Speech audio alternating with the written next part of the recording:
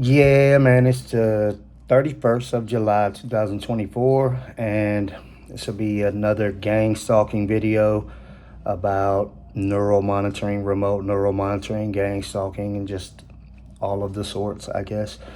I get a lot of comments about AI, and AI is like a huge topic now, and so I'll talk about that for a minute. Um, Artificial intelligence is basically like what, like LLMs, like large language models. They feed data into supercomputer systems um, to allow computers to have more information. And at some point, they're able to put things together in a way where it's like they're thinking, I guess. So, um, I'm not going to try to get real deep into it because um, it's not something that I'm an expert in, but I can tell you that artificial intelligence has been around for quite a while. And when people say like AI, chatterbots, and all of that kind of stuff, like that's not what we're dealing with as far as gang stalking. And when you hear people talking to you, they might have some settings on where they have weird voices, or they can even make themselves sound like a computer, or just have like, a man can set it up to where he could use a female voice or vice versa. And it can be very confusing, especially like if you haven't ran into some of these people in like the real world where they're doing these type of things. Then it can be it can just have you kind of lost in thought of wondering how is this possible or what's going on. But as far as my experience, it's not AI that I'm dealing with personally. I'm dealing with actual people that are using neural monitoring to connect their neural monitoring to my neural monitoring without consent, and then they're able to communicate.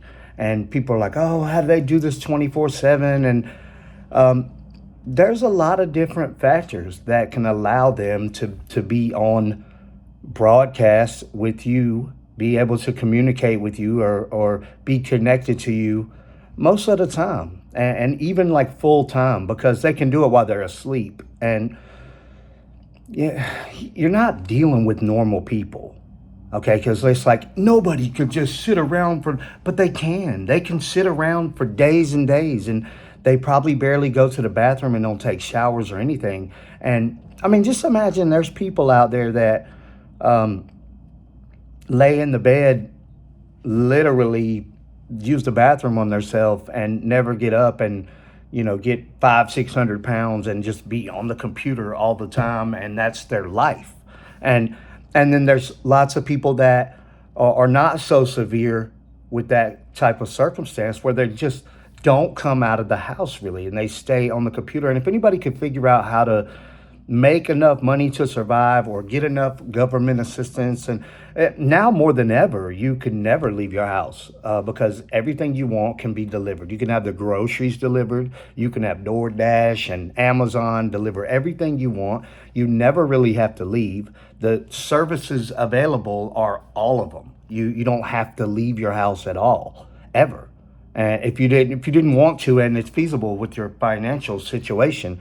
And with gang stalkers, um, in my experience, there's usually a few of them that will be together in a place, and who knows what their circumstances are, if they have some sort of disability, or if they have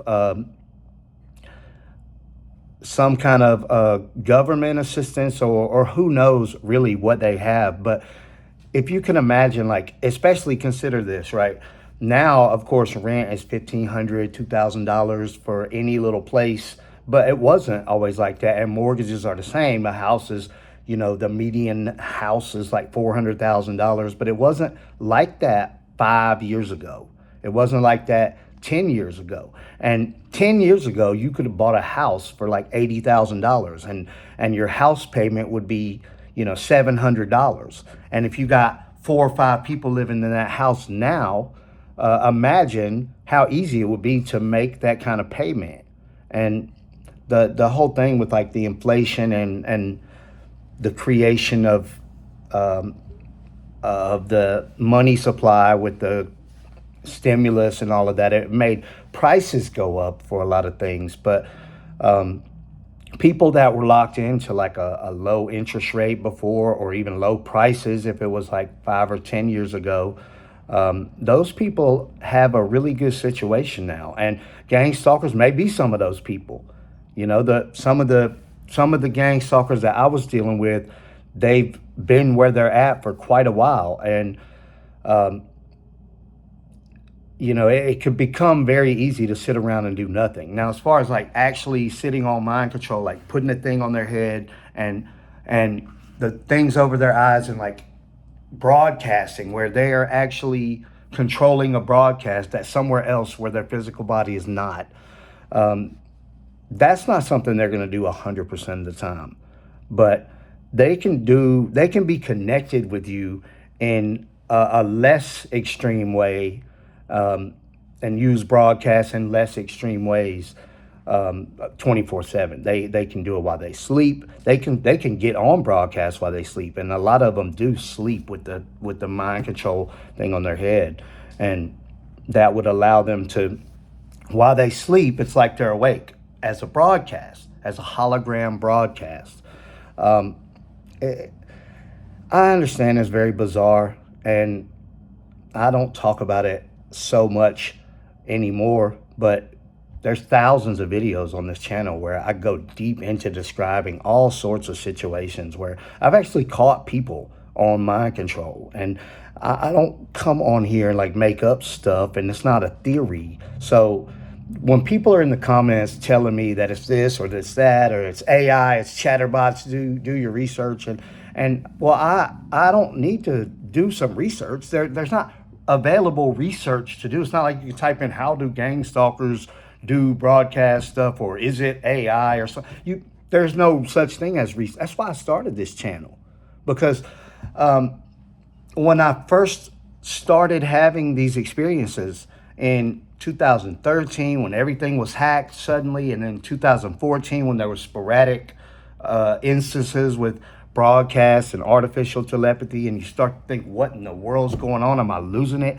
And then in 2015, when they just decided to go ahead and put it on full time with multiple gang stalkers always on my channel. So this girl that had my neural monitoring, she started to just, I guess she decided like, okay, time to target this guy. And then, then let however many gang stalkers have that level of access where they can control settings and make connections and communicate and physically do things to you with broadcasts, and all of those settings are on your neural monitoring. What do you allow?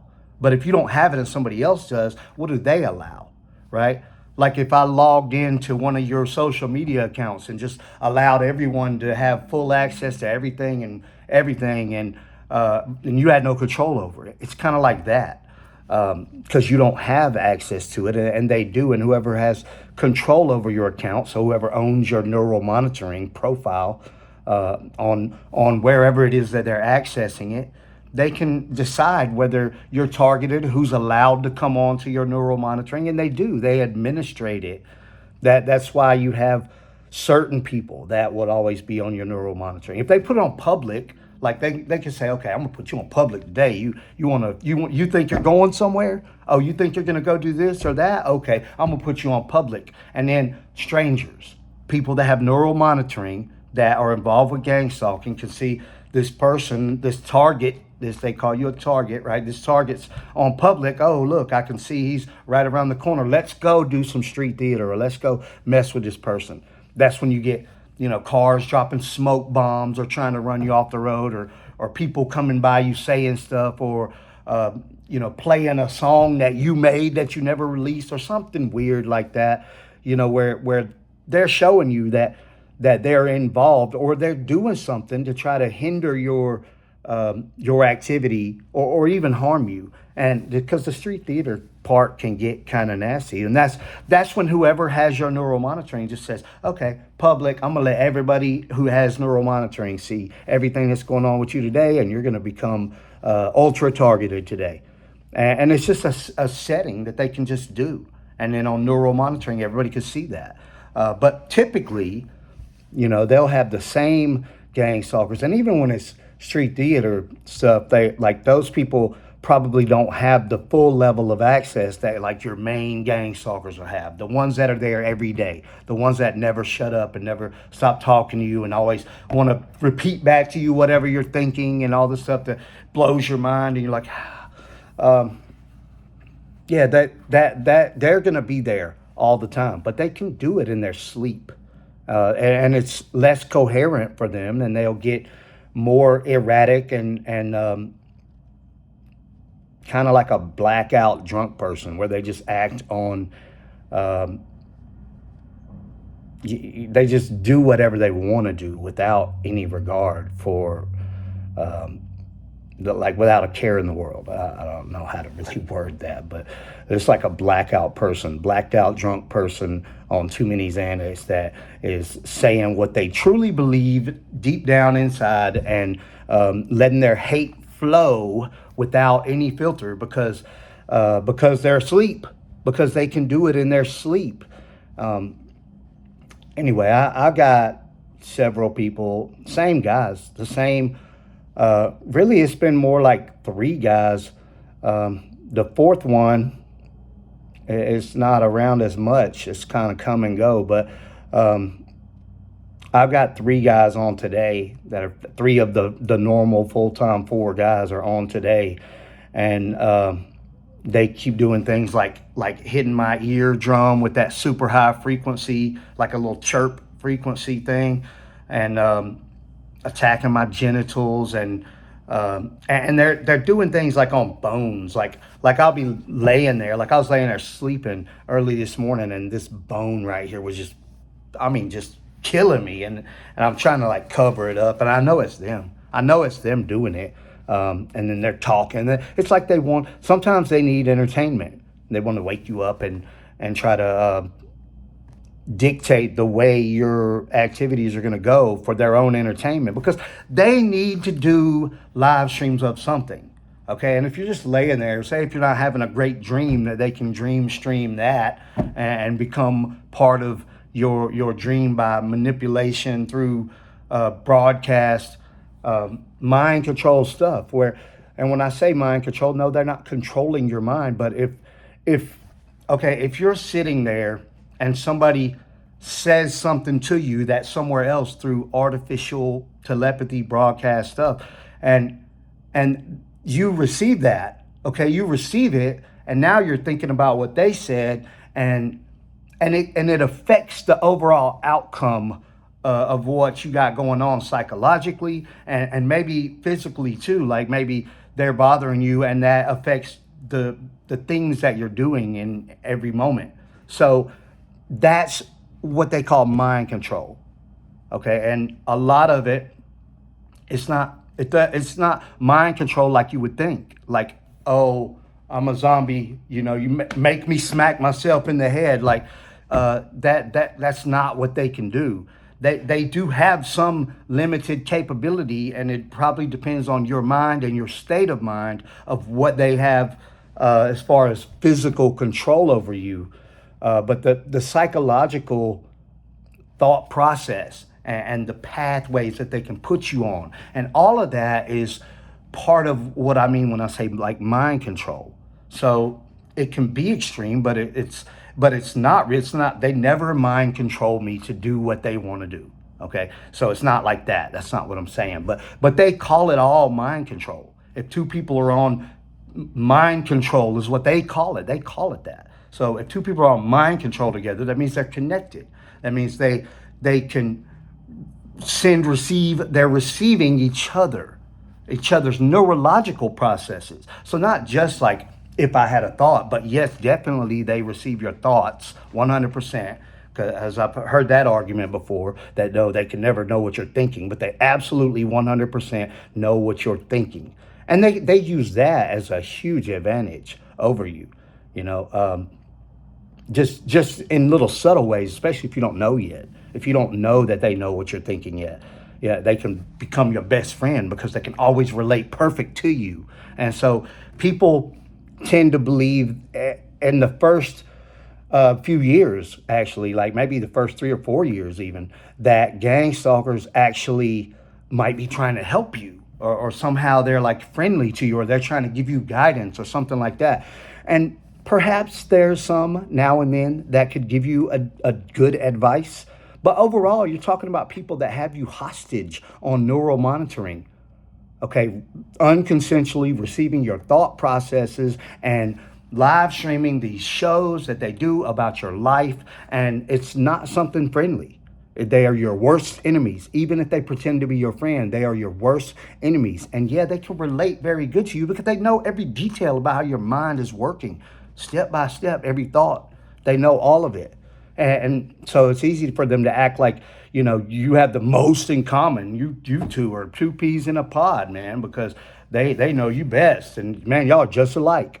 So yeah, of course they have that capability to make you believe that. And then you figure out at some point that, whoa, they know what I'm thinking, like, and that's devastating. That's a very difficult one to come to grips with, because you start to realize, like, there is no deep dark secrets. There's nothing you can keep from them. And they don't dig into your memory, okay, because they're receiving a neurological process, okay.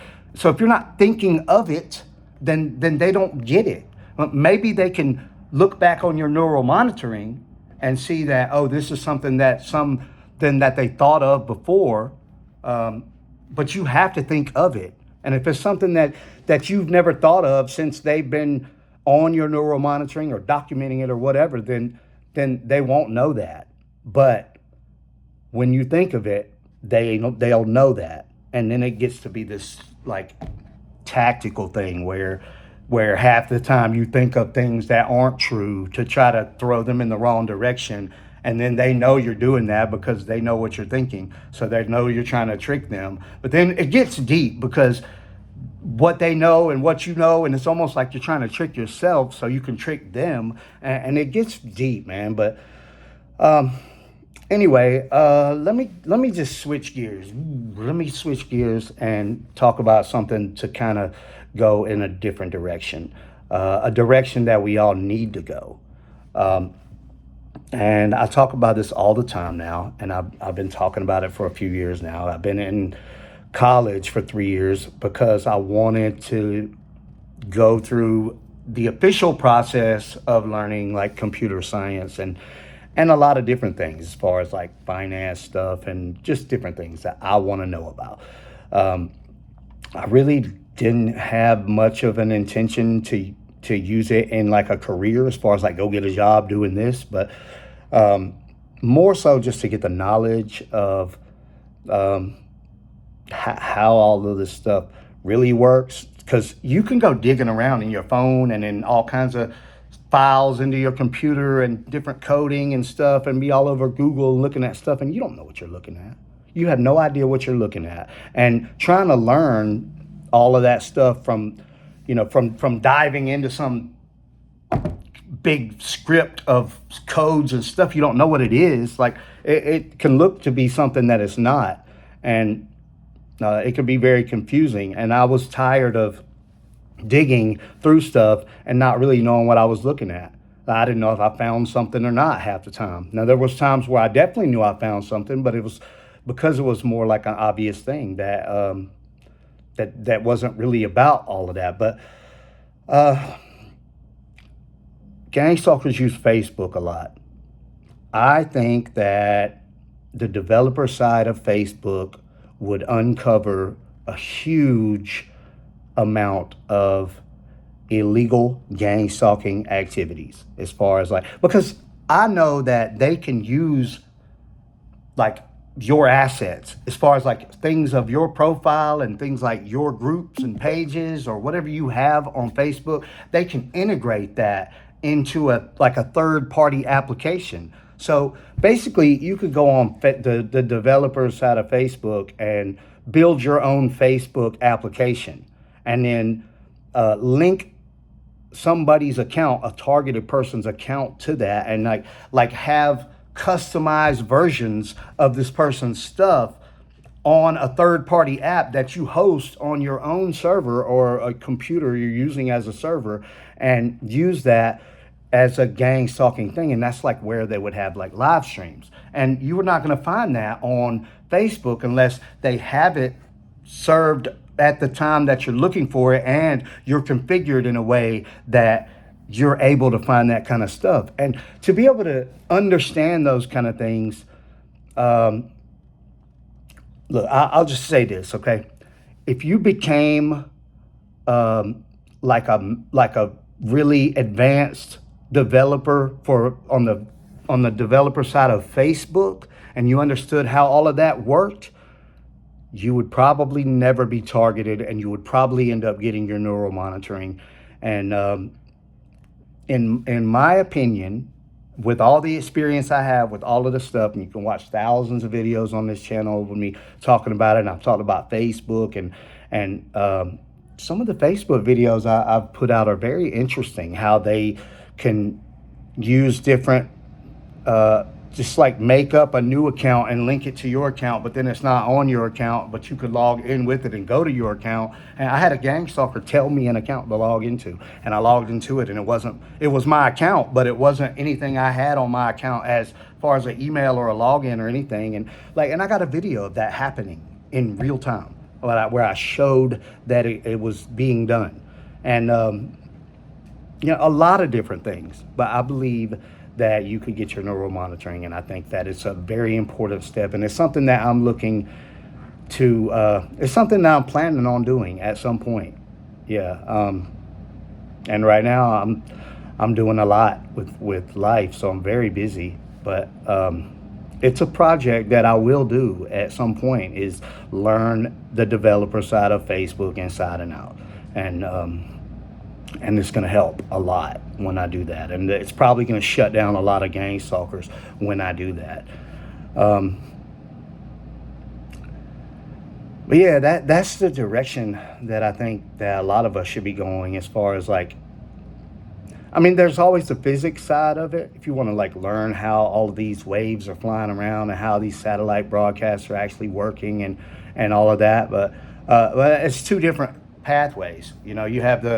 You have the technology that they're using to do it all, and then you have the interface online that they're using to control it and present it, as far as like live streams or controlling settings. And remember this too, gang stalkers are on the exact same neural monitoring that you're on. I'm glad to say that I don't hear a lot of people talking about microchips anymore, because we don't have microchips. There's no microchips. I mean, if you have one, that's weird, because neural monitoring doesn't require it. Okay, so if you have one, it's not really related to your neural monitoring. Maybe your parents put a pet chip in you so they can track. I don't know if you have one, but I've yet to really see anybody produce one. And remember this: the gang stalkers are on the same neural monitoring that you're on. And it's based on a neurological broadcast frequency, and there's no microchips needed. And let me back up to AI for a second, okay?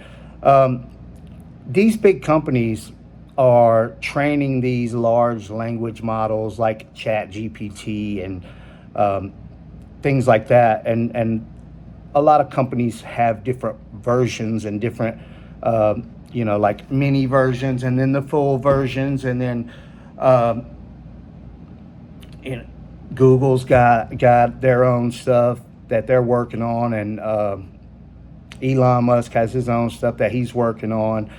And I know that a lot of these people in that field, they have their neural monitoring. Of course they would. They're like master computer scientists, okay? They would definitely have their neural monitoring.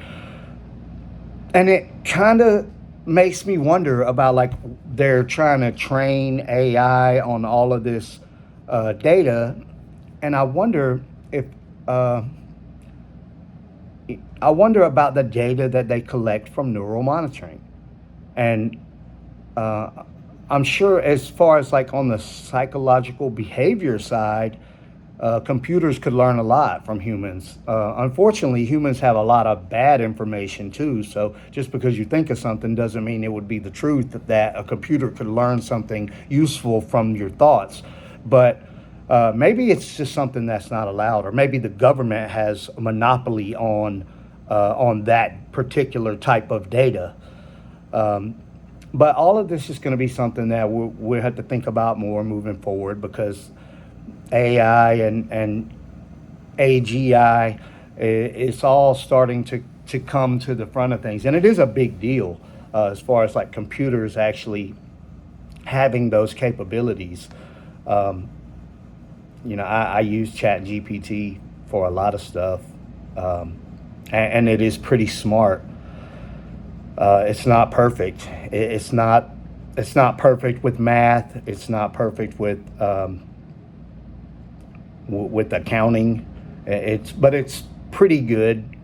For the most part, it knows what it's talking about, but it does get some stuff wrong, and I'm sure it'll get better and better and better. But um, yeah, I thought it would be worth mentioning about the data, that because neural monitoring obviously would have a ton of data, but what is that data being used for? Because that's neurological human data.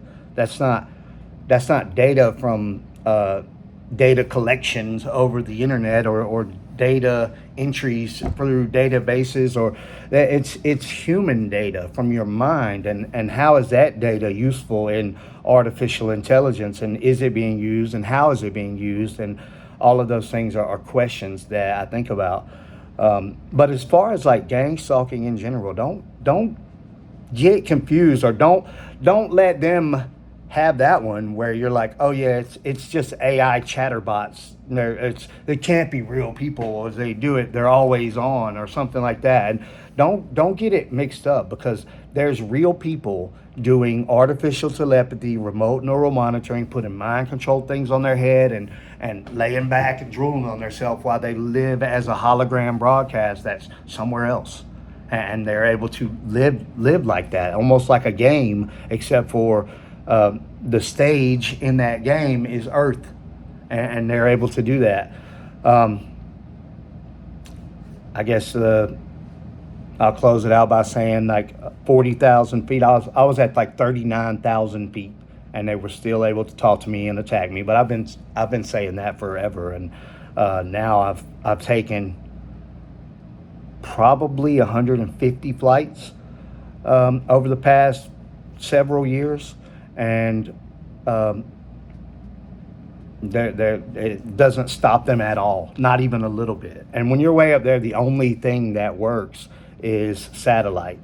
When you're on the airplane and you get internet and all of that, it's all from satellite, and there's no such thing as cellular service up there.